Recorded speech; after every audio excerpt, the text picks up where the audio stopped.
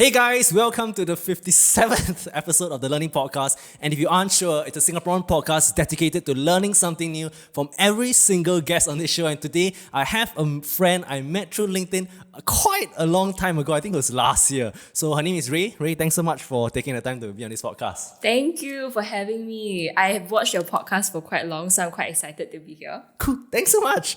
A little context about Ray. She's a millennial speaker, MC coach, and she helps new aspiring MCs overcome imposter syndrome to establish their unique local brand to get their first gig. She's from NTU Comms. She's also a mutual friend of Kevin, who was previously on this podcast as well. She's an entrepreneur running her own coaching business, and she is killing it in terms of personal branding on Instagram specifically. So considering my presence on Instagram, right, I have zero presence on Instagram because I don't feel like that platforms naturally comes to me. But for Ray, right, she has provided a lot of useful, actionable tips, a lot of tangible steps that you can take towards maybe finding out your why and things that drives you in general. So that's one thing that I definitely need to learn from her. I need to maybe up my Instagram game. I'll leave a link to her IG handle below this video description as well. A couple of reasons why I think this podcast will be worth listening to. 3 reasons. I think that making a living as an MC or even being a coach or being involved in the coaching industry, right, is something that I don't have a very strong understanding of. And this reminds me of a conversation I had with my music teacher. His name is Ting Lun. And being a professional musician, right, in Singapore, you would say that, how do you even make a living? Then I think that kind of perspective, right, maybe I'm also very curious, like, how do you really ensure that you are surviving as a consultant, a coach, and an MC as well. So yes, making a living. I'm not sure where Ray is on the spectrum of being a freelancer and being like in an agency world business whereby she works with a team and she delegates it. So I'm interested to find out about her next plans as well, about where she plans to go with her career in that sense.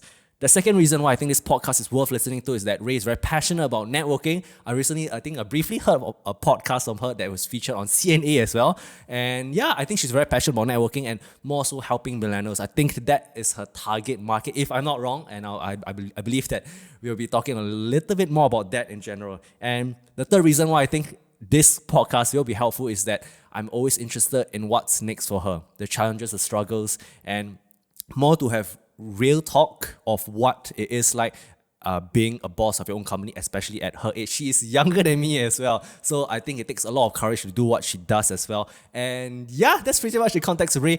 For those listeners that don't know who you are, if I have missed anything out, do you want to add on? Wow, I feel like you've written a Wikipedia page about me or something. No.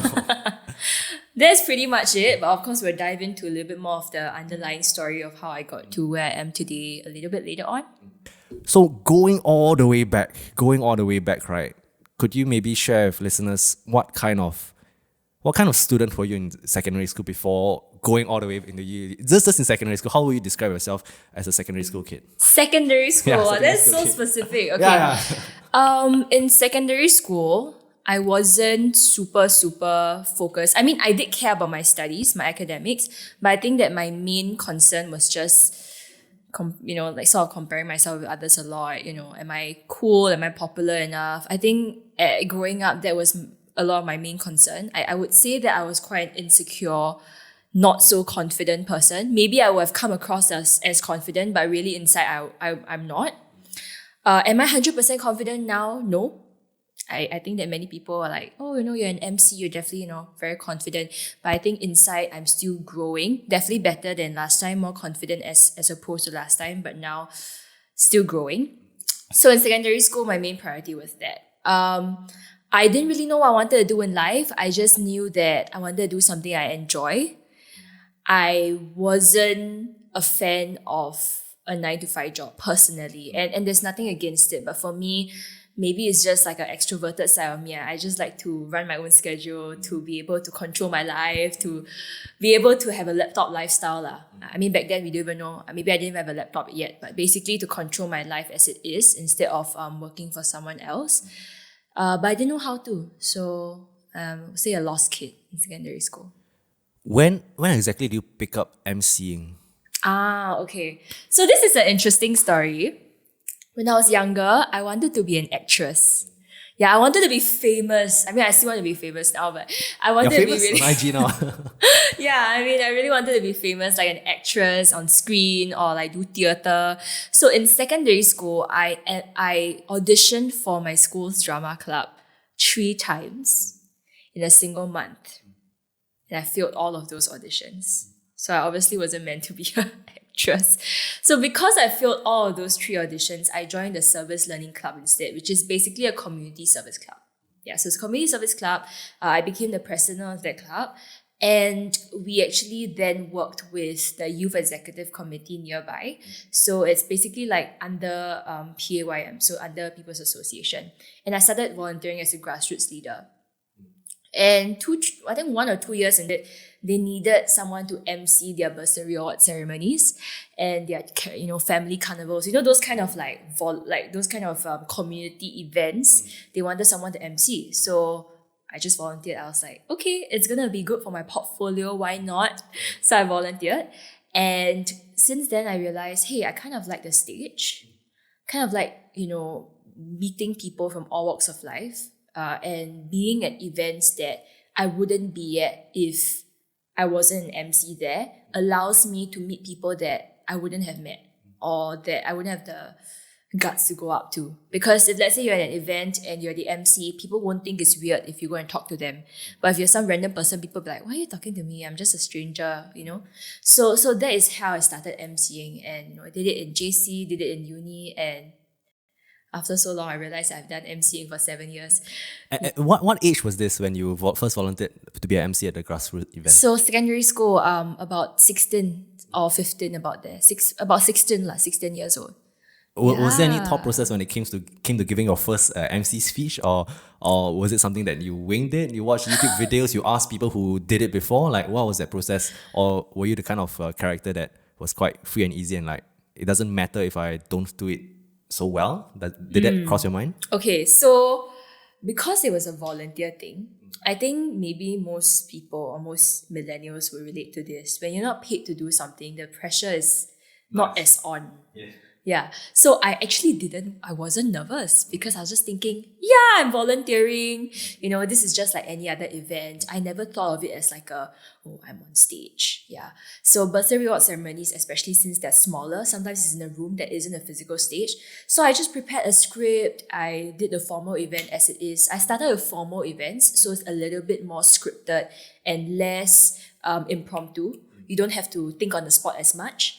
So it was really a gradual growth. I started with easier events. I wasn't paid, so there wasn't much expectations. And then I did it in JC, right? Junior college. And you're also not paid because it's school events. Only in university, that is like after 3 years of MCing, did I start taking paid jobs in university in my MC club and then getting outside clients. When you say MC club, it's like with the university, is it? Yes. So I was in NTU, so NTU MC club. Yeah. So that's how I started getting outside clients, and then after that getting referrals, and then the ball started rolling. But at the start I was very fortunate because I did it for free first. So it was less taxing. So this could be a tip for millennials as well. If you want to pick up a new skill and see if you can get paid for it, do it for free first. Yeah, and see how you like it. So the pressure is less on, and you are also able to learn the skill sets required to then charge people for it. What can you tell us? I'm sure you remember your first paid MC, right? What was the difference, or was there any big difference between being free and paid and having that kind of expectations? Okay. My first paid event, fortunately, was in a school. Okay, so I remember By the school? It's from the school and inside NTU. Oh, okay. It was an Oktoberfest event. Okay, so Oktoberfest is like, I think, I can't remember which it comes from, but it's a October? beer German, festival. Germany. Yeah, it's like a beer festival. And it was one of their hall events. So hall is like, an in-house, how do you describe a hall? It's like in-house housing. So I did it for a hall in NTU. I was a little bit nervous knowing that I was the only MC. I didn't have a co-host, so it was just me. And I had to conduct games. I had to talk about like lucky draws. I had to engage the audience that I didn't, like an audience that is completely foreign to me. I think that it was really like more nervous than just a simple formal event where I wasn't being paid, where people would sit there and had to listen. Because if it's formal events, they are sort of already there. If it's an award ceremony, they had to be there. Whereas if it's like an informal, carnival of sorts, and it's sort of a bit scarier lah, because you have to really buy the audience's attention. But I made sure that I prepped beforehand, and I was lucky because Oktoberfest people did drink. So I think with drinks, people are happier and all that. One thing that helped me, I would say, is talking to people beforehand. So making friends with the people who are already in the audience so that I get the initial buy-in and I can see that there are people in the audience that I'm sort of familiar with. And if I had to get someone to play games, I can eye them and go like, hey, how about you? And since I've talked to them already, they'll come out on screen. They'll come out on stage. So yes, a little bit more nervous, but I survived it. Preparation helps. So, okay, fast forward a little bit, right? When did that thought of you doing this consistently and maybe even helping others, right, come to mind? Okay. Was it like a interesting. immediate, let's say, someone told you that maybe you were good at this, or a particular feedback that was an immediate moment thing? Or was it like I'm sure you have did like hundreds of events lah. So how did that thought of starting your own coaching company started? Okay, so wow, okay. I love this question. Emceeing to me was sort of just a freelance career for a long time because I was in university and I never knew that freelancing could get me somewhere. I actually didn't think that being an entrepreneur or being self-employed never came across my mind throughout university at all. I entered university thinking that it was normal to just get a job. I did some internships before. I did a marketing internship. I did a video producing internship.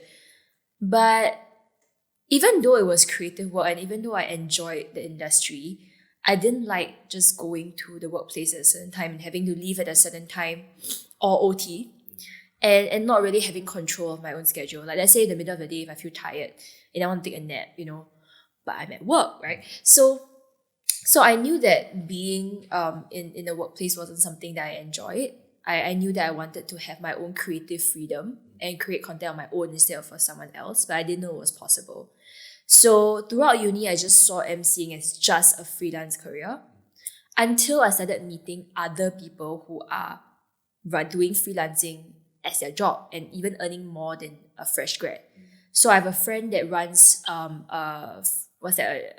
fitness academy. Yeah. So he teaches like parkour, he teaches swimming. Basically, he teaches many different kind of like sports and movement activities.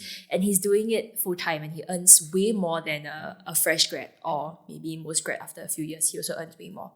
So I saw it as a possibility. I was like, hey, people are actually doing their own thing, what they love. They're running their own business. They do what they like and they're getting paid for it and it's possible. For me, I never saw it as I need to earn a lot of money. I just wanted to do something I love. It was a very simple wish. I want to do something that I like to do. Okay, I don't know if many millennials relate to this, but for me, it's just doing something I enjoy. And if I was paid for it, I can survive, I'm happy. Okay, and I knew that looking at the scene, to many MCs who are watching, unfortunately, you can't just be an MC and survive in Singapore. It's hard. Many people who are MCs are already models or actresses. They're known for something else. Perhaps they are like TikTokers or content creators on YouTube. It's very hard to just only be an MC and that's it. Because people like familiar faces. You can be a super good MC, but a celebrity will still be paid more rather than you, even if you're better. Okay? So I knew that MCing wasn't something that was viable. Or at least I didn't see it personally. The second thing was also I felt that I could have created bigger impact. So coaching slowly came to me when I received mentorship from a few mentors in my life, and right now even more coaches because I'm learning from different people from different aspects, speaking, coaching, business, and all that, and even fitness. So receiving mentorship, I saw how having someone walking and guiding me through helped me in my life, helped me slowly find out like what I actually want to do, purpose-wise, having some sort of direction in life. And so I saw the value of coaching, the value of mentorship, something that maybe my parents couldn't give me.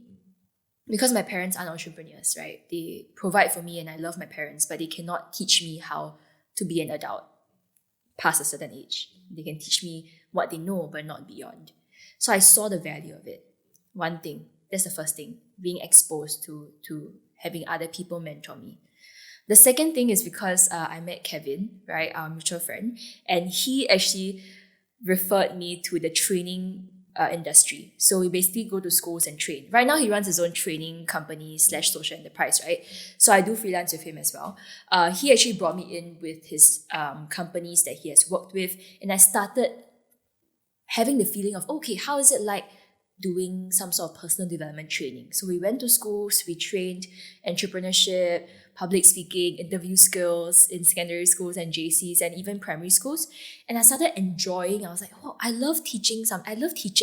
I realized I like teaching, but it has to be teaching something that I believe in and that I love, which is personal development, which is basically the soft skills that students needed, not just academics. So with those two combined, I was like, okay, teaching someone, coaching someone is something that I like, but I don't know if there's a space for it. I don't know if it's an actual thing. Okay? Then, this is obviously like a whole journey of like 3 years, 4 years, right? I started seeing people on Instagram like, friends like my friends like Daryl, Ambra. Okay, so these are people that I met in the coaching industry, and they're young coaches. They're like below 30 and they're really coaching people on life, on business. And I saw it as like, oh, it's a thing. Coaching is an actual thing. Okay. People started coming to me for coaching without me even promoting my services, because I was doing content on Instagram at that point of time.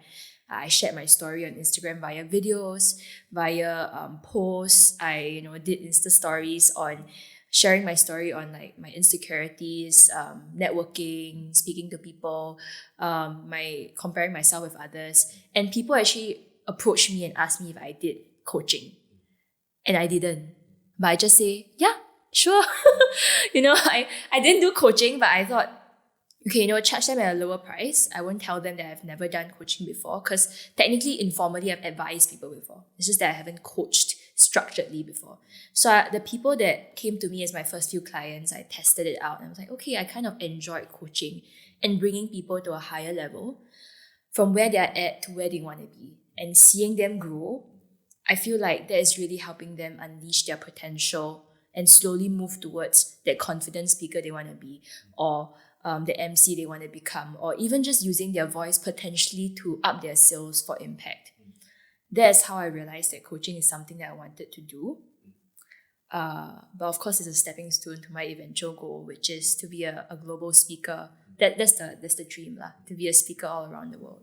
Okay. There are many topics I want to follow up on, right? But can I go back one step? I believe the first few messages I had with you on LinkedIn was about mentorship as well, and I think that the conversation I had with you is that I'm grown up in an environment where I'm very skeptical of why would someone want to help me so much, and what kind of value can I reciprocate back in nature, right? So on that sense, like, could you maybe share, how do you even get your first mentor, and like what was the dynamics between your mentors, and how do you give back if possible, or if there's anyone even wanting to find out? Okay, sorry. I think there are different schools of thoughts when it comes to mentorship, right? Some people say that there are internet mentorship that you can find on just watch their videos accordingly. Whereas for physical mentorship, of course, there's a greater accountability when it comes to it. But these people are also very busy people, and why would they give their time to you when they can give their time to someone else? So could you share more about the dynamics of mentorship? Why you? Why others? And like, was it LinkedIn? Was it Instagram? Do you send them a cold email? Like, how you even get connected to them in the first place? For anyone who wants that physical one-to-one mentorship, which is definitely much more accountable compared to watching endless amounts of motivational videos and not taking any action. Correct. Okay. So right now in my life, I definitely have more than one mentor. So there are different ways, okay, to acquire or to be working with a mentor, and I can share a couple of ways. So the first mentor that I met is through a mutual friend. Okay, because I volunteered with my friend before, back in People's Association. So it was through a mutual friend. And usually through mutual friends, the mentor will feel more comfortable because it's not some foreign person. It's like, it's true, someone that they know, correct, they trust. So I was quite fortunate because my first mentor at that point of time, he was already looking, he's quite, I mean, I want to say old, but he's already like, usually Quite mentors senior lah. are more senior. Okay. They're at the stage where they want to give back. Okay, you'll realize that most mentors at a point of time, they want to give back, they want to leave a legacy, and people are the greatest legacies because when my mentor, teaches me certain things or whatnot, right, I would also be, in this sense, coaching and mentoring others in the future. So that's how the legacy lives on. People are, your great. I mean, personally for me, I feel like people are the greatest legacy because they will always say that they heard it from you and, they're bringing forth your I would say your wisdom. So I was quite fortunate that my first mentor at that point of time was already looking for people to help, but a selected group of people. And he was expanding his own business at that point of time. Okay, so he was looking for people to do some work for him in exchange for mentorship. So there was some sort of financial, financial, not really reward, but he had financial interest in us, in me lah, basically. So if he grows me, then I'll be able to help him as well. So I think that's the first thing. If let's say you have a mentor that has financial interest in you, you're better off that way. That's why many people in, maybe let's just put up the insurance industry, they're mentors because their mentors are financially interested in them, right? Like you need to grow in order for me to grow my team. So firstly is to find someone that is financially interested in you. Okay. The second way to do it is to join some sort of association. So recently I joined the Asia Professional Speakers Singapore, I don't think you call it association, but basically APSS for short. It's a Professional Speakers Association. And many new speakers and maybe more senior speakers all join this. It's like this one central, it's the most popular, the only sort of speakers association in Singapore, if I'm not wrong. So I went to the first meeting and everybody sort of know each other already. Was but this for me, before COVID? Oh, no, it's on Zoom. oh okay, got it. Yeah, it's on Zoom. So I joined a couple of weeks ago only, maybe only a month ago. And even as a new member, I was very enthusiastic. So I was like, hi, my name is Ray. And even though they all sort of knew each other, I tried to interject their conversations a little bit. And because of that, I caught the eye of one of my mentors now, which is Avi Laran. He is a speaker and he runs his own consulting business. And he private messaged me. I mean, I sent him a connection on LinkedIn before. So we had a short conversation, but not very long. And then he private messaged me and he said, ping me if you want to go for a morning walk. Okay. So, okay. Yeah. So I was like, okay, when? Because he does this quite often with people. Like, it's not just me. He have morning walks every single day around Botanic Gardens. And every day since he's walking already, he prefers just walking with someone so that he can mentor them along the way. It's one of the best ways to have a normal conversation, I guess. Yes, okay. So I said, when? He said, how about tomorrow, 7:30 a.m. at Botanic Gardens? And I live in Pasir Ris, right? So I was like, Oh gosh. okay, sure. So I just went all the way the next day. And that was one of the best morning walks of my life. Yeah. Hands Why? down. He really is someone that is willing to give back and to help people, and to just guide young speakers along their way. So When you say give back and guide young speakers, right? what exactly? Yeah, what exactly is like, Okay. does he ask you about, let's say, the kind of end goal that you want to achieve? Then based on his life experience, that he can share certain stories and certain different career trajectories that a speaker can go towards, like, or was it him just, okay, I'm not saying this like my mentors, they just say their own stories and like not really considering the goals of what you want to achieve, like how did that, what was so magical about this conversation? Yeah, exactly. Love to talk about that. So it's important to differentiate between mentors and people who just want to blow their own horn, right? Yes. So for Evie, or for the mentors in my life, right, the focus is always on you. Okay, and this is, wow, I feel I want to link this to speaking, but this is exactly why, content creators and people who speak, people who have a message, it's never about you, it's about the audience. Same thing about mentorship, it's always about the mentee. Not always, I mean, it's a partnership definitely. There's going to be value exchange. The mentor always tries to guide the mentee through such that they understand where they want to be and how they can offer their resources to help them. So for Avi, during the morning walk, he first gave me an idea of what mentorship was about. Okay, I just give you an example. He loves analogies. Okay, when I first, there are a few gates at Botanic Gardens, right? Yeah. So we met at this one gate. I can't remember what it's called, but let's say gate A. Okay. So he told me, okay, Ray, we're gonna have to go to get gate B, but you can't use your Google Maps and you can't use the signs. And then I was like, then what do I use?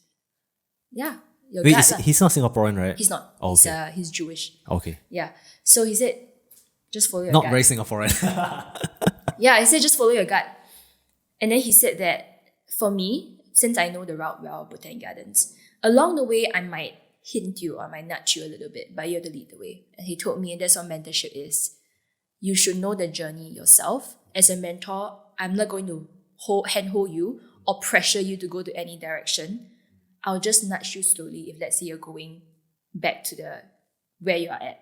If you're going back to the same spot or if you're backtracking, if you're not moving forward, I'll just nudge you a little.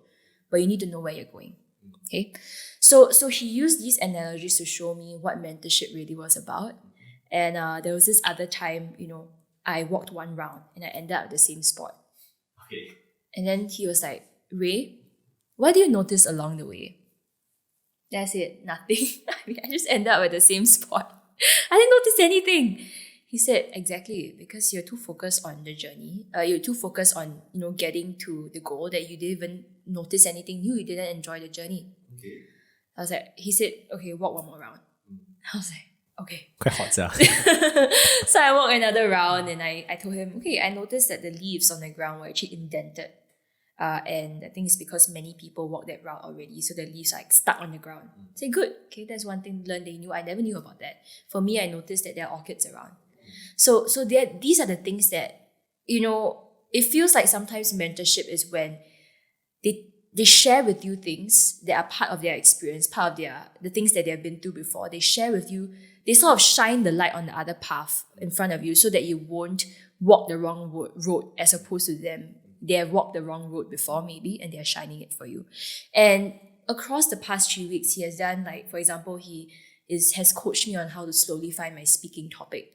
Okay, he has advised me, he has linked me up with people who are exploring the same topic as I have, people in his network. Okay, he has linked me up for emceeing opportunities. Okay, so it's basically a mentor always has your heart in mind.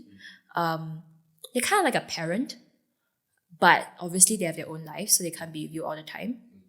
So that is what mentorship is. And then I just want to cover a little bit about why are they willing to mentor you. Okay, so this is something that Avi told me. Coaches will have you pay for their service, but mentors are not charging. They don't charge. Okay, mentorship and coaching is different. Okay, coaching, the reason why it has to be paid is because for me as a coach, I bring aspiring MCs or people who want to speak through a 6 or 8 week program, of course, depending on their client needs. But I'm literally every week meeting with them 1.5 hours, 1.5 hours, 1.5 hours. It's a lot of work. It's like you are guiding this person specifically every step of the way to the goal that you want to be. For mentorship, it's a little bit more it's a little bit more touch and go. For mentorship, it's a little bit more touch and go. As a mentee, I need to already have the direction I'm going. I really need to have a plan. My job is to go to my mentor and go like, is this okay? Is this correct? Okay, I do my own thing. Is this okay? They're not supposed to like watch over me like an eagle. Okay, they're just here for little advices, thinking about me along the way, referring me to people, sharing their story that will help me figure out my life.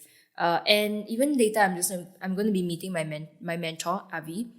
He's going to talk about values, how to determine your values, your highest priorities in life. So it's a different kind of thing. And as a mentee, if let's say you're seeking for mentorship, you need to know that you have to be appreciative. Okay, you need to always be appreciative. Don't take things for granted. Whenever I meet him, I try to buy him coffee, but he always takes the bill, which is so annoying. But show that you really treasure them. Okay, you gotta be really hungry for growth. Okay, nobody's gonna mentor you if you're not gonna do what they say. Or I'm not saying you're gonna follow exactly what they say, but you need to at least have some skin in the game. You need to take control of your growth. they can't just be, your mentor can't be nudging you all the time and telling you, hey, move, move, move. You have to really be hungry for growth and be the one that's seeking out the mentor and not them seeking out you. Okay, so these two things, right, are very, very important. The third thing I would say is find ways to contribute. So this is what my mentor Avi shared with me. Always ask, how can I contribute? Okay, how can I contribute? Even if it's, hey, let's say I have some video editing skills. Okay, you need me to help you take a portrait. Okay, I'll do for you. What can I exchange in return for you having a coffee with me? So what have you done? What have I done? Avi has never asked anything to do, hasn't asked me to do anything yet. But I keep telling him, like, if you need anything, you can ask me. I can help you to contribute. I mean, do you have any idea what he needs? Like, he runs a consulting business, Correct. right? Yeah. So as of now, no, because I've only met him for the past 3 weeks. But some quite examples, recent. yeah, it's quite recent. So another one of someone that I would consider my also probably my coaching mentor is doing simple things like if let's say I know that this lady I know that because she also runs a coaching business and she needed to get quotations for an editor. Right, but really simple editing. Okay, so she wanted something like budget friendly. So I said, okay, since I come from Wikimbe, I did communications before. Let me send you 3 quotes of friends that are interns or they can do it at a lower rate, because they're just starting out. So it's even something as simple as giving them context, helping them in ways that they may not have access to because their network of people may be people who are at a very high level and they are trying to go for a budget. So they need like students. Yeah, so it's really just keeping your mentor's interest in mind and helping them along the way. And actually that is the core of networking. That's the core of connecting with people, human connection. Always think about what the person needs. How can you help the person? Yeah, and keeping that in mind. Put it in your mental note. And small, simple, consistent steps will actually, I would say, create a strong relationship. Yeah, because when you talk about networking, right, I think the most common understanding of what networking is, I'm not sure if you have been to those how to say, networking events by universities where I feel like it's like completely superficial and everyone is trying to toot their own horn to try to like get that internship, get that placements to impress the people hiring, right? That's a very different approach compared to what you're talking about, which is completely different. Can I ask, going one step back, sorry, when people approach you for coaching, and at that point of time you didn't really have any coaching program, right? Like, okay, what's a 101 to coaching? Like, do you find out where the end goal is? Because technically, you could really involve yourself in coaching in like any topic. Is there a niche of kind of coaching that you do? Obviously, speaking is one of them. Obviously, speaking, emceeing is one of them. I find that's quite one big jump from you not doing any coaching at all to people approaching you. That's one. And how do you even tackle this? How do you even follow up in creating a curriculum that would help them get to their desired result? So from no coaching experience to where I am today, right, is really a lot of trial and error. Okay, so I would say the first thing that helped me the most was the fact that I talked to a lot of people. So I know what are the main issues that they struggle with. Okay, so main issues are like stage fright, lack of confidence. As a young person not knowing how to network, they don't know what value they have to give. These are usually the main issues that young people struggle with or young people are trying to fix. So as a coach, I'm like, okay, at least I know what are the main issues that I can potentially help people solve. That's the first step. The second step that I took was to ask myself, because you are your own best client. I've helped myself overcome stage fright. I've helped myself overcome the networking issues that I've had, not being afraid of maybe meeting people who are older and more experienced. I've helped myself go through that. How can I now backtrack what I've done and extract the tools, extract the things that I've done in order to be where I am today? Put it down visually on a paper, or I use Notion, so on the computer, so that I have a widespread idea of like, okay, these are the tools that I can use in order to coach someone. Okay, so that's the second thing I did. Backtracking what I did for myself. The third thing that I did, which is what my business coach has told me to do, is to write down a list of things that I can teach. Okay, sometimes we think that we don't have much to offer because we have lived with ourselves for so long. For myself, I've lived with myself for 23 years. So I see myself every single day. I think that whatever I do is quite normal already. But for people who look at me, they're like, wow, Ray, you're so cool, right? You can speak. And I'm like, huh? But I do it for so, like in my head, it's like, it's normal. Okay. So we forget how awesome we are sometimes. Quote, I like that quote. Yeah, we really do. I like that Okay. And people who live with us for so long, our friends who have been around us for so long, they already know us. I mean, it's so random for your friend to just come there, hey, JJ, you're so cool. Like, huh? Bro, I know you for 10 years, you know. So take out a piece of paper or open up a Word document and list down the things you think you can coach people on. That's what I did. Okay. So I started writing things So down what and was I your realized list? that I have like 20 over items. So things like networking, knowing how to put your thoughts into words succinctly and not beat around the bush, knowing how to brand yourself through writing your own unique story so that you can better relate to people from all walks of life, knowing how to ask the right questions the first 3 minutes when you meet someone so that the conversation won't be awkward, and also contextualize it to different environments in the workplace, in a dog festival, you know, even outside, because you can network anywhere actually.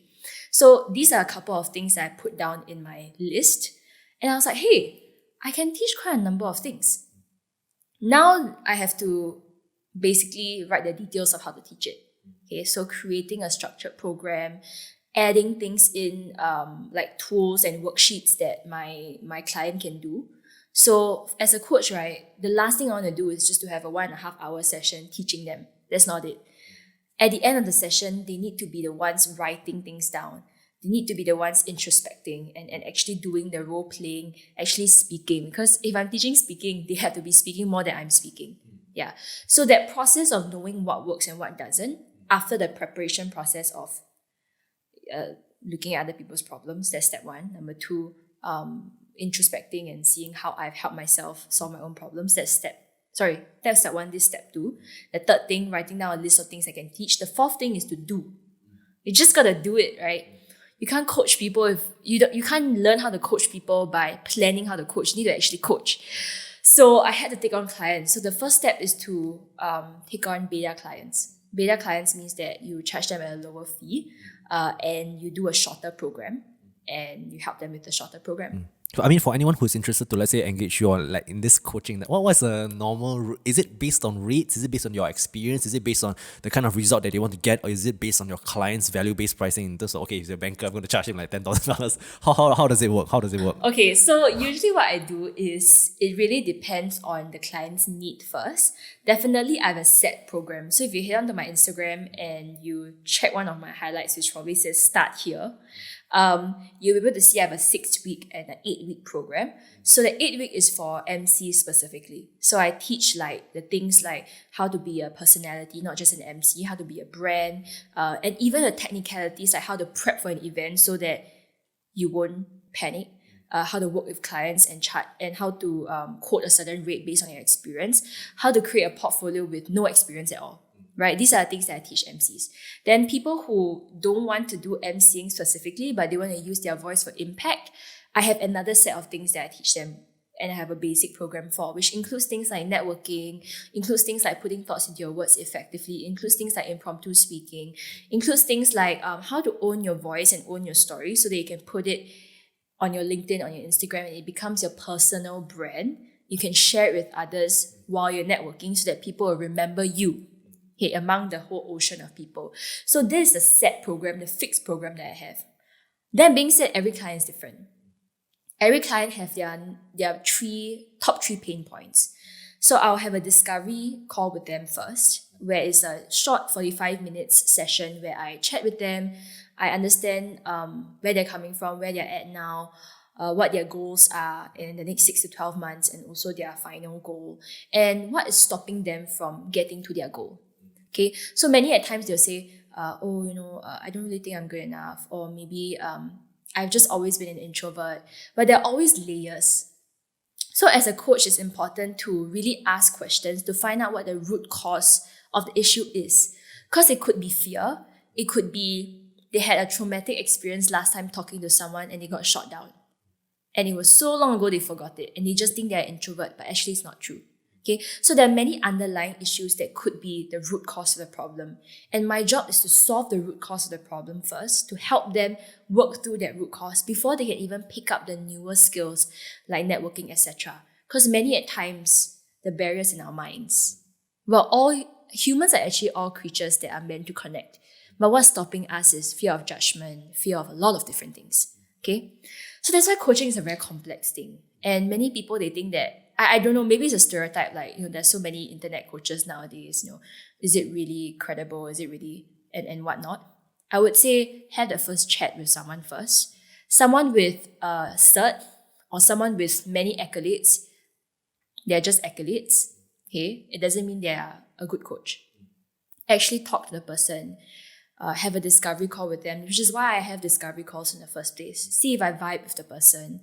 And you can feel if the coach is someone that can help you. Sometimes the coach may be really good, but you just don't vibe with them. Okay, and then that's fine. Right, find someone else. So for me as a coach, my job is to really guide my client through knowing themselves better so that they can get to their goal of where they want to be in the set time that I am with them. And after I end my coaching with them, to allow them to be equipped with a certain set of action steps so that they can continue growing henceforth. Yeah. So when it comes to the pricing, right, what ranges are we talking about? Let's Sure. say if someone who is interested to engage your services or just in the coaching industry in Sure. general. Okay. So this range is really huge. I mean, obviously, you're going to have someone that is like a 10 years in the market coach. I mean, there are people charging up to, there are people charging like 5 figures, right? 10K plus, for like a couple of months coaching or mentoring, that kind of thing. Executive coaches, 10K for a couple, maybe less than a month. So it really ranges. Since I've just started my coaching business a couple of months ago, maybe 3 to 4 months ago, at this current moment, the range really goes from a power session. And usually a power session, I would charge like 250 for an hour, for example, all the way to a 4-figure program. So my programs right now are 4 figures. Like if let's say it's a 6 to 8 weeks, then it's usually 2 to 2.5K. Okay, so that is the range as a new coach. Okay, but of course, most coaches, they start with a beta price. So maybe they do like a 4-week program at a lower rate. And many times it really depends as well. So sometimes if my client's a student, then I have to work around it. And if they're really, really, really committed and they really want change, then I work out maybe a pricing plan for them so that they can afford my service. Yeah, so it's sort of like understanding my client, knowing how much they can really fork out for their own growth, and choosing my clients wisely. Because there are people that can pay very high amounts, but they're not committed. Yeah, so that's the thing. From a business standpoint, right, I think the biggest limitation of coaching is, let's say you are the product. So in terms of what's next, right, in the next 5 to 10 years, are you more of the kind of coach where you are focusing on your skills as a personal brand, or are you interested in, let's say, expanding it into, let's say, delegating this kind of structured frameworks, syllabus that you have created in a sense, whereby you have like, I wouldn't say mini coaches, but I think mini coaches is not appropriate, but like, is it like workshops for companies, or like where is your direction going, or are you sticking with this for now to make sure that you can bring the most results you can to your current pool of clients? And what's the horizon on that? Horizon, lovely. Okay, so as you know, my eventual goal is to be a speaker, right? To speak on large stages around the world. The second goal I have, and this is something that's still in the works, is because I really want to form a community. I really want to have a global community. Okay, so I'm very inspired by Mind Valley or even Jay Shetty. They have a community already, and they also have sub coaches that are helping them as well. I mean, for Mind Valley, is really just a network of coaches, right? So that is sort of the idea that I want to have, because ultimately I want to be able to be in Hawaii chilling while my business is still running. That is the idea. I don't want to always be that one person and then like let's say I die already, right? Then like how, right? I mean, that's it, right? The skill set dies with me. So it has to translate somewhere else. I do have the plan of honing coaches. Being a mentor, is it? Correct, Okay. to coaches, and then have some sort of like business structure that I would, obviously get some sort of commission, whatnot. That is years from now, because I have to first work on myself first and my skill set. Lifestyle wise, I can imagine myself, my dream lifestyle is really speaking all over the world, and then from the stage going to breakout rooms of like maybe a group of like 20 people, mentoring, teaching, and having other people that are also coaches, my own co-coaches that are coaching in the other room during the breakout session. So the idea of having my own like convention is something that I want. Like I had that in mind already. Like I own your voice convention, where like maybe twice a year there will be this like huge indoor stadium, wherever it is, and like thousands of people will be there. I know it sounds a bit impossible, but that's pretty crazy. No. I mean, yeah, for the fact Yeah. that you're dreaming that big, I think that's good. Yeah, and this will be like a global conference where people come and they will see speakers speak on stage, and then after that there will be breakout rooms so that they will be able to network with people that are also ambitious people, people that would support them, and they start forming a community. And for those breakout rooms to happen, I will need to have co-coaches as well. Yeah, so I can already imagine that happening. There will be performances by people who are maybe like magicians building their brand. I mean, they're all like self-starters themselves. Yeah, so that is the idea that I have. It really embodies owning your voice, your unique voice, knowing what you stand for. And I think that really embodies owning your voice, because my mission in life is to help people find out what they stand for, really own their unique identity, their unique strengths, their unique personality, their unique story, formulating their challenges and their experience into them, like their unique brand and story, and showing it to the world through their art form. It could be creative work, it could be videos, it could be speaking, it could be a million and one things, right? Those are just vehicles to share their brand and their story. And that is the crux of what I want to do. It very much sounds like UPW by Tony Robbins. Actually, it's, yeah, kind of true. But I think I haven't been to UPW, but the idea is I want to have different, like there's a big stage, but there will also be little breakout rooms lah. Yeah, so something similar. You're right.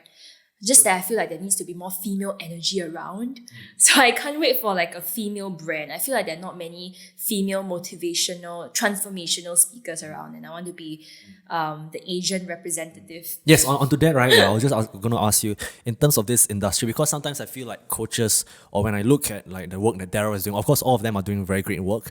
How do you stand out amongst all the kind of other, you say, competition? So you talk about being a female speaker, being a female motivational entrepreneur, that of course you are able to resonate, I'll dare say, with females to a larger extent compared to males. And I'll dare say that my large guess is a large majority of, let's say, Daryl's clients, right, would be male skewed, whereas your client pool would be female skewed. So how do you separate yourself from the competition? I'm not sure if the competition is the right word, but what's your unique selling point, USP? Yeah. Wow, I love that question. Okay, and why I love it is because this is the core of what I stand for. I know people always say that everybody is different, everyone's unique, and it's a very cliche statement, but people don't really understand the weight of that statement, I feel. So why I feel that what makes me different, and this is actually what makes anybody different in anything that they do, their unique personality, their unique story, the way they connect, the different things that make them them. Okay, so what makes me unique is that I have stories that people don't have. Okay, I have, we can talk about this forever, right? I've had an eczema outbreak before. I had to struggle with going out there, doing events, still teaching with my skin all flaking and peeling, which basically challenged my own insecurity, my image insecurity. I have basically transformed from working in a nightclub last time to now doing what I'm doing right now. I have so many like little nuggets of stories. Back then I really compared myself with others a lot. I feel like I'm opening a lot of cans of worms. I've even, self-harmed myself before. Actually, I never talked about that on camera before. There are a lot of things that I've been through, a lot of struggles that I've been through and I've conquered. And these are stories that connect with people. So many times, is because my story connected with someone that they become my client. Okay, so these are the starting points. This is what makes me unique. In terms of style, of course, I would say that I think that I'm the best blend of fun and funky and serious. I feel like I can be funny and I can be sarcastic and funny. I can be very lighthearted. I'm someone that's able to bring lightheartedness into any heavy situation.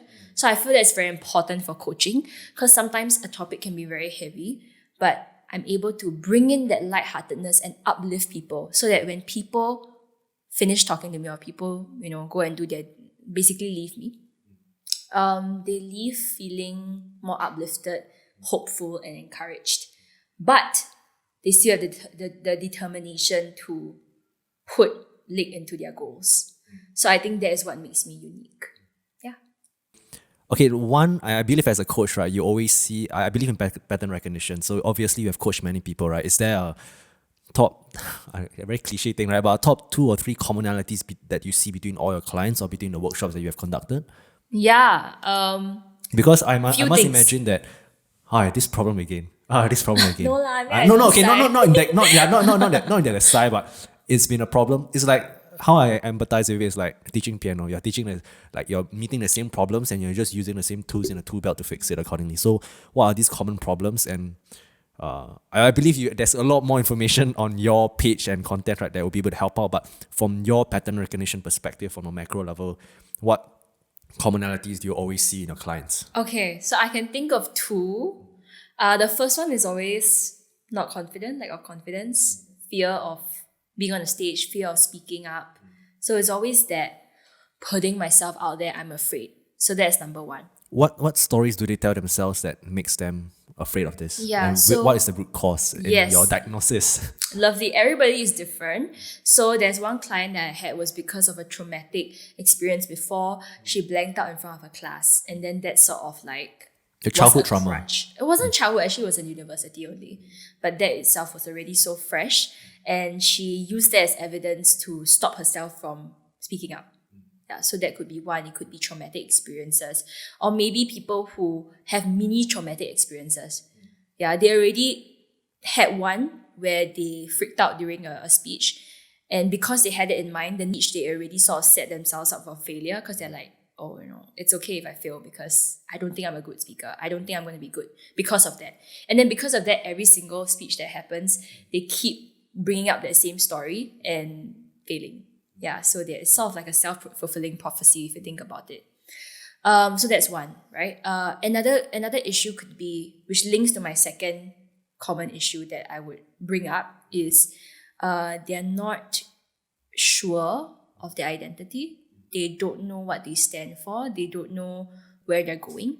And that also could be a cause of lack of confidence. Because if, let's say, your identity is shaken, when people ask you, what do you do?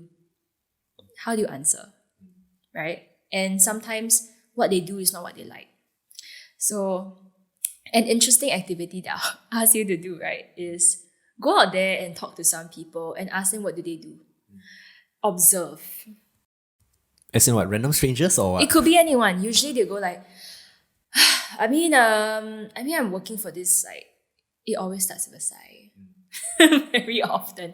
Okay, not always, might sometimes lah. People who don't like what they do, they'll be like, they sort of like just stutter away because they don't really know how to explain what they're doing, or they don't really enjoy what they're doing. They don't explain it in a very passionate way, is it? Exactly, right? They don't. So that is usually another main issue. Like sometimes when it comes to networking, how can I really introduce myself with passion and with energy when what I'm doing is not something I really like? Or people in university or people in tertiary education, they haven't figured out what they want to do yet, which is harder because then they have nothing to introduce themselves as. They're just a student in NUS or a student in NTU, but after they graduate, then what? Yeah. So in order to actually network better, in order to brand yourself, you need to know what you stand for. You need to know your why. I mean, they keep saying that, right? Know your why, but it's so true. Because people will always ask you, why do you choose to do that? Or what do you do, right? And people can tell if you don't like what you do. So that is also another, I would say, issue because many clients that come to me have that. Yeah. There are several types of people. One type of people is that they don't think that they need coaching at all. So I'm highly certain that those won't be even your client pool at all. For the fact that people have reached out to you or are even willing to entertain a conversation with you, right, means that they are somewhat open to being coached, right? Because at least one pattern, at least from I see, right? Like, okay, I also believe, I completely believe in what you say, whereby I feel like everyone should be creative in their own way, whether it's baking or doing anything that they want, just have a creative outlet, right? Have you had when I have such conversations with, let's say, some of my peers, some of my colleagues, right? They say, I like watching Netflix. I like chilling. I'm lazy. Like, I don't know what's the general thoughts on that, because that's my most common. That's the most common response that I always get from people who I feel should be a lot more creative than where they are right now. If that makes sense. Okay. Oh wow. Okay. This is so interesting. I think there are two questions here, so I'm gonna answer two questions, right? Because I see the first question as is coaching really necessary, right? And the second question as some people who just like to chill and use their lives to chill. Like, what is my thought on that? Which I also have some thoughts on that. So for the first question of people who come to me, they really want coaching. Actually, most of the case may not be. Okay, they may just want free advice, right? Because free discovery call. But usually, what I do during my discovery call is to show them that they need it. They need coaching. I mean, there's a reason why they are here at point A and not at point B. And they could have been watching a lot of videos, doing a lot of different things to try to get to point B, but they're not there yet. Which is why they need someone to shine light on the next step and to show them what is the steps to take to get to point B. That's what a coach is for, right? And they don't have that. So if their need is strong enough and if they feel like the goal they want to get to at point B is something that they really want to get to, it's like a pain point to them, then investing in a coach is not going to be much. I mean, if you can pay monthly fee for Netflix and Spotify, why can't you do that for your own education or your own personal education? So do I think coaching is necessary? I think it really depends on your goals. Choosing what to be coached for is important because there's so many different coaches out there, right? Why do I want to invest in a business coach, or why do I want to invest in a coach that teach me how to speak, right? It really depends on your goal. Yeah. So for example, people that I work with are usually people who not being able to be confident is something that is stopping them from growing, and they want to be able to be more confident. Or it could be people who want to really be different from their peers and they see the importance in having a personal brand, in networking, in reaching out to people and making connections. And by the way, just to put it in there, I've gotten more opportunities through connections and people than my grades. In fact, nobody has asked me about my grades before, right? I don't think my grades has gotten me many places. So that's the importance of the network. They see the importance of it and they're like, okay, I need help with that. So knowing that need is that you want to grow is important, and be open to a discovery call. You never know what could happen. The worst thing that could happen after a discovery call with a coach is you know yourself better and you know what issues you need help with. Even if you don't choose to hire them or to work with them, at least you know what you need to work on. So that's the first question. Okay, that's nice. I mean, what are your thoughts on that? Do you think coaching is important? I think it really depends on the individual. Like, some people, the best way to help them is really be helped by others, whereas it really depends on the individual. I don't think it's a... Yeah. Okay, like when it comes to coaching, right, I myself, I have reached out to certain mentors in like performance marketing fields where I think I really want to learn what they are from. Like, I haven't had on this podcast, to be honest. But yeah, I think different people learn differently. 100%. So you need to know yourself, lor. I would say you got to know yourself well. And if, let's say, you have been using a certain method to help yourself for a while, and now it's 2020, next year is 2021, you're doing a little bit of goals review, you realize you're not there yet, then maybe you need to consider another path, another plan to get there. Because if like watching YouTube is your way to learn public speaking, there's only so much you can do, right? And it's always this. I mean, there's something that one of my business coaches always tell me. If you want to learn how to swim, you can use YouTube to do it and learn it in 2 years. But if, let's say, you want to learn it faster, then get a coach to help you do it within a month or 2 months. So it's really up to you. whenever I try to have like passionate conversations with my peers or some new friends that I've met, right, it seems that a lot of people are satisfied with just chilling and just relaxing and spending an overwhelming a lot of time on, let's say, not to say Netflix isn't good or like chilling isn't good lah. It really depends on what you want. But how do you feel when you don't meet people who are inherently creative or have the drive to be creative? Okay. Firstly, to talk about the issue about like people Netflixing and stuff like that. Okay, it's not an issue. It's not an issue, sorry, because I Netflix as well. Like I like Netflix to too. binge watch like trashy things like Love Island, you know? Like we do that, everybody does that. It's whether you do it in moderation or not. And also it depends on your objective behind it. Because think about it, there are people who are professional gamers. They can be gaming every day and you're not gonna say anything because they are professional gamers, they're getting paid for it. As opposed to someone that doesn't know what they want to do in life and games a way to escape escape from reality. So it really all comes forth to like self-awareness of like knowing why you do a certain thing. If let's say you are Netflixing every single day and it is costing you your family life, it's costing you your work life, it's costing you your other things like your health, then you may need to do a little bit of like, oh, okay, what do I need to do differently so that I have some balance in life? I would say that everybody has different objectives as well. I've met people who they really just want to have a simple life. They want to go to work and they come home and they really just want to Netflix and chill, and it's fine if that is what they want. Like anything that makes you happy, truly happy, okay?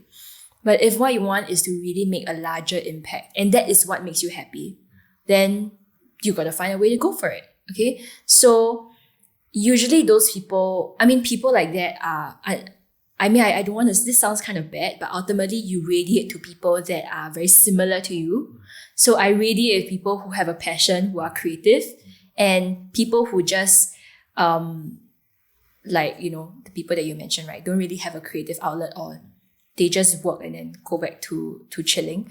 I don't have many friends that are like that, or they are just acquaintances, simply because you are the average of the 5 people that are around you. And I choose to surround myself with people who have a bigger dream and a bigger vision. Okay, that's very nice. Okay, moving on to the ending section of the podcast, some very quick fire questions, right? What would you do if you knew that you're going to fail in that particular activity? Oh my god. Okay, what would I do if I knew I was gonna fail? Fail. As in, what activity would I do, or what would I do to save it? What activity would you do, even if you knew that you're going to fail? What activity would be worth doing if you knew that you will fail at it? Okay, worth doing. So boring. I'm just gonna say speaking, like speaking on a stage. No, I'm just interested in your interpretation of the question and your answer.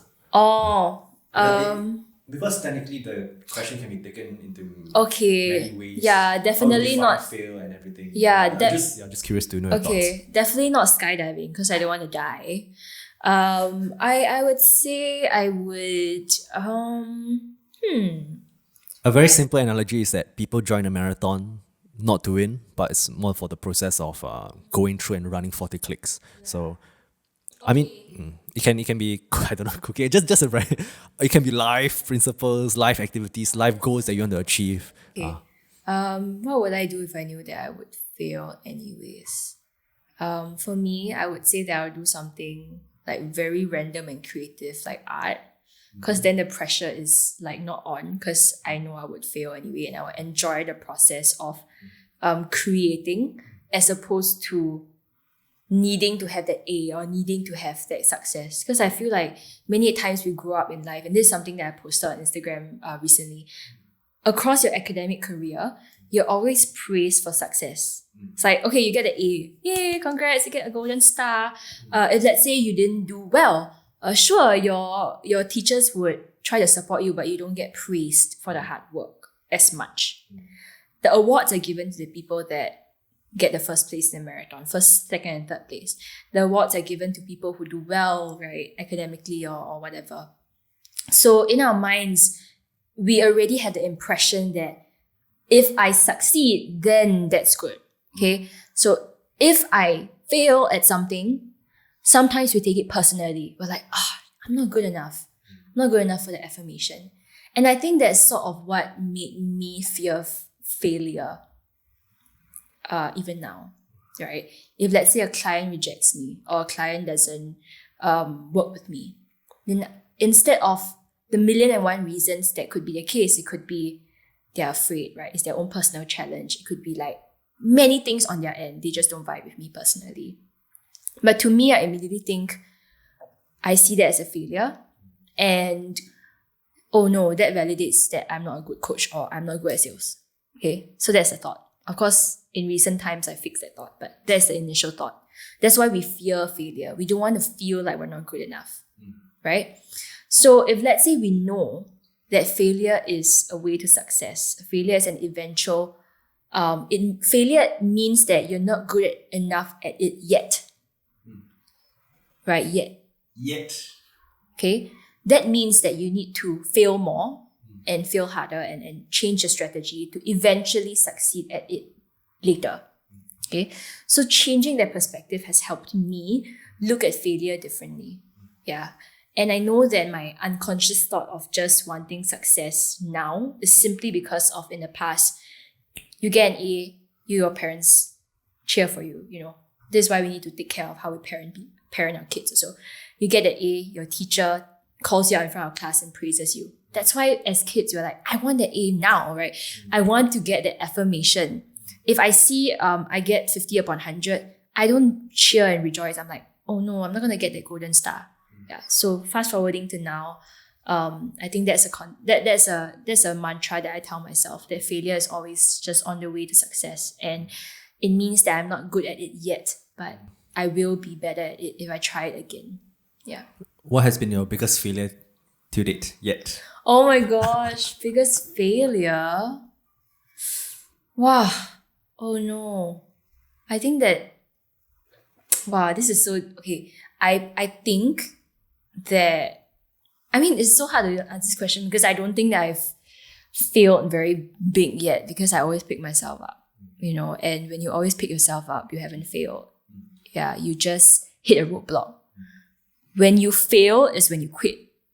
Okay. For no reason, right? When you quit for no reason. Of course, there's a difference between intentionally leaving something because you're choosing another path and quitting. Quitting is like, I give up. I suck at this. I give up. Okay, so I don't think I've like failed simply because I haven't quit because I thought that I wasn't good enough at it. Okay. What's the best advice have you ever received? The best advice that I received is something very, very cliche, and it's something that I tell people as well. Is that why do you want to be someone else if you could be the best version of yourself? Yeah, and when people, and this is something that I felt before, I always wished that I was someone else. But you are the one that has been through the challenges you have been through, the experiences you've been through, and everything that you've been through. It forms your unique story, it makes you you. And you are literally the only one person in that world that is yourself. Whereas if you're a better version, or if you try to be like someone else, you'll always be second best. Yeah, so that is something that is the best advice I've gotten, because it has taught me to channel my energy away from comparing myself with people to my own journey. It's wasted energy anyway. I can't be that person. Why do I want to bother? Focus on myself and my journey. And that is how I'm happier. That's how I actually progress. And that's how I would start thinking about my own goals instead of using other people's version of success as mine. So that is the best advice I've gotten, which is be the best version of yourself instead of comparing with others. And also know what your definition of success is so that you will work towards your own success instead of trying to model after other people's success. Yeah. That's nice. What's the worst advice have you ever received? Oh, the worst advice? Just get a job and you live a good life. 1 year from now, what tangible things would you want to happen to make it the best day for your life by the end of 2021? A tangible thing? Oh, Oh, I want a personal chef. You want a personal chef Yes. to cook for you? Yeah. Cook what for you? Okay, that is it's legit a legit dream because I care about my nutrition a lot, but I'm lazy to cook. So I want to have a personal chef that is really good at nutrition to be able to cook for me and all that. Tangible, that means it can't be opportunities and stuff like that, right? No, I mean, it can be like, okay, I want a certain amount of opportunities to come my way by the end of. Yeah, it could be that as well. Or revenue targets. Wow, that is so specific. Okay, my dream is in a year to be able to at least get my first, to speak on a stage. So to have my first TED talk, to have my first keynote speaking engagement, which I feel is very possible. Yeah, it's like quite doable. Yeah. All right, great. Thanks so much for coming to this podcast. I've learned a lot in terms of the coaching that I really have not much idea, and I think like having this conversation has made me a little bit less skeptical about being open to mentorships in general. Because I think that as much as let's say the reason why I asked, right, is because like let's say I'm sure you know who's Gary Vaynerchuk lah. So the market is a market. The feedback you get from it is of course very powerful as well. But when you don't have that kind of scale, right, if you have asked help from people who have done it and achieve it in a small, when I say scale, is like the impact is not that big yet. So it really helps to ask someone who has been through that journey of where you might want to go. So yeah, I like this conversation. If there's any listeners that wants to reach out to you, right, obviously your IG handle, I know you're extremely active on LinkedIn, right? Where else are you most active on? Yeah. That's Instagram and LinkedIn, that's Instagram. it. The main two platforms that I'm on, that's it. You can just contact me there. Got it. Thanks so much. Is there anything else would you like to share on this podcast? Yeah, I would say that always remember that you have light in you that the world is waiting to see. So go and thrive. Don't just survive.